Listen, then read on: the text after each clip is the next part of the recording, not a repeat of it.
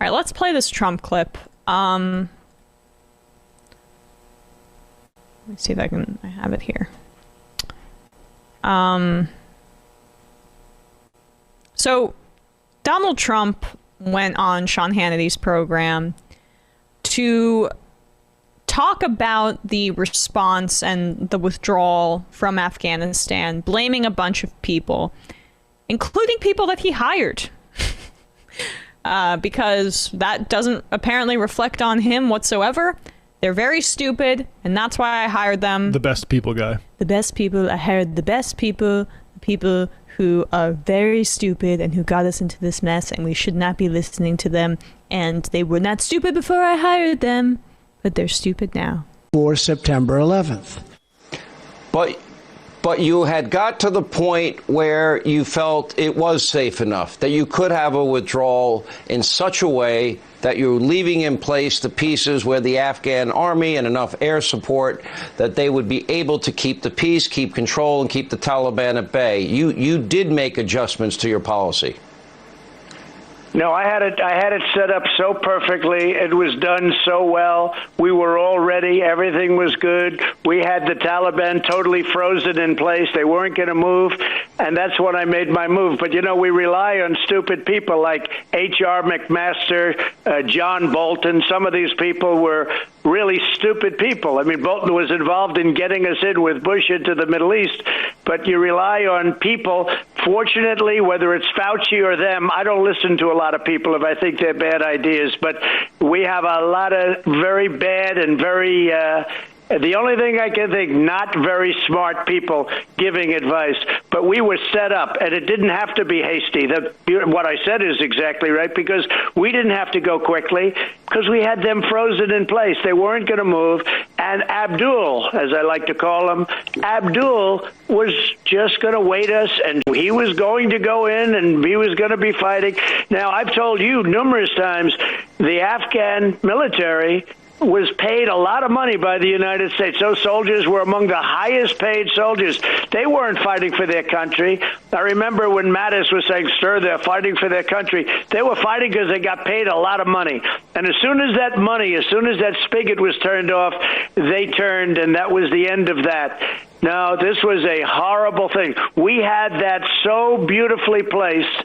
If we would be there now, if we would be in as president and with the administration, you would have seen something very nice. Nobody would have even realized we had gone.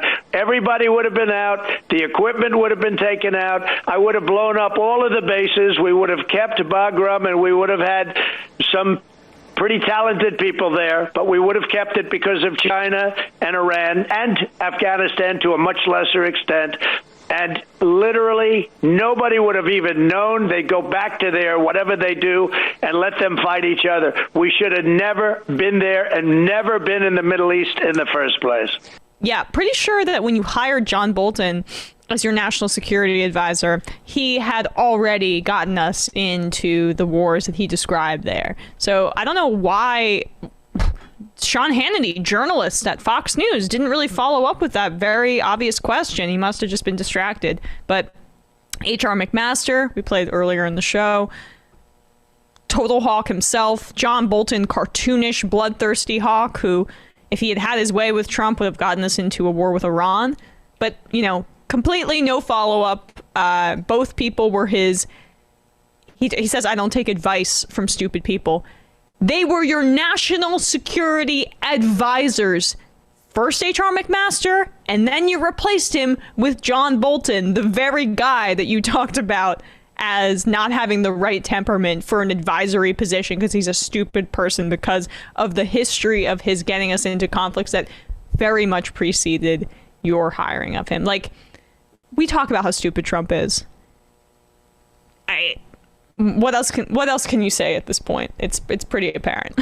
From the perspective of if all you were interested in was withdrawing from Afghanistan, there's a possibility that a Trump then Biden administration combination is the only way we would have got that done. Because I'm not 100% certain that Hillary would have made plans for withdrawal in her first term, and I am even less certain that Trump would have carried on with his plan for withdrawal after he had won re-election and the media started turning on it. Like when people like Dan Crenshaw say unleash the might of our military, like I don't know necessarily that Trump can ignore those sorts of people so much, and that's why like people like John Bolton and H.R. McMaster got onto his into his administration in the first place, because that's who he's listening to. Well, that's the point. Is like Biden is being really stubborn in a great way in not caving to the pressure from these very military and Langley folks who probably want us to remain in, not just remain in Afghanistan, but expand our reach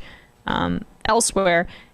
Trump doesn't have that ability. He's intoxicated by the idea of like the biggest bomb, like the biggest win. He dropped the mother of all bombs. I did the Moab. What more do you want? I think that should have solved everything. That should have killed all the bad guys. The guy who's obsessed with his hand size is probably pretty obsessed with the biggest response possible, the biggest amount of bloodshed. And so of course, his commentary on this is entirely incoherent. The fact that Biden is essentially following his timeline for withdrawal does not enter the conversation. The fact that the very people he's saying are too stupid to speak on this topic were direct hires of his, that doesn't enter into the conversation. Yeah, I mean, who are the smart people? You've showed us all these dumb people. This is a parade of dummies. Just like I said, what I said was very smart. We're gonna hire all the best people, and by which I mean you're gonna hire me, and then. But he doesn't want to work for anybody, so he's not able to be hired. Yeah, I only fire. Right. Yeah. Don't you know? I already told you that John Bolton was a big dummy when I said you're fired. Like honestly, his relationships are basically decided by poll numbers of people like John Bolton's underwater by 40 points. What the fuck did we let him in the administration for? Oh wait, and then he'll do the top line of why people don't like him, even if it's like ideologically not part of his sort of suite of things he believes. So like, oh, he's a war hawk. I hate those. Yeah, I forget. Anti-interventionist. If you saw those old clips of him just opining about the war on Howard Stern or on whatever Fox News program he called into about the Iraq War, it's just. Or maybe it wasn't Fox News at that point. He was still kind of towing this liberal line. He calls in, he goes, well, just you got to make a decision either way. Are we going to go in or are we going to go out? And it's just so stupid that we haven't, I really lost it there, but it's so stupid that we haven't made a decision. And then he uses that as, oh, well, I was right the whole time. All it was him calling on the Bush administration to make a choice. Yeah, and there's a comment in the chat that says surrender isn't a deal. And au contraire, it is a deal. Yes. Particularly when you lose in a war/occupation. And the deal was let us exit without embarrassing us too terribly much. And particularly before we start exiting, don't create any amount of violence that would cast doubt on this. And that was the deal, and we're seeing how well that. And first of all, you need to make deals. The only way to stop this is to get it out of the realm of the only people being empowered in the situation are warlords. And that's why, for instance, you see collaboration, not just in how to end the U.S. occupation between the U.S. and the Taliban, but also how to fight ISIS there. Because it turns out that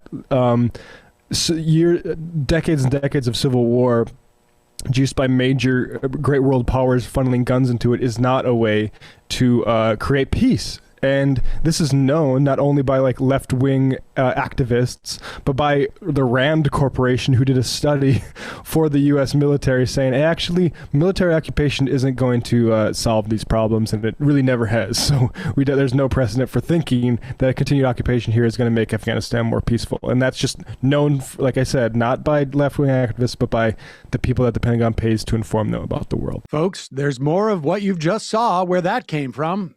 That's if you hit the subscribe and like button. Thank you. Really, thank you.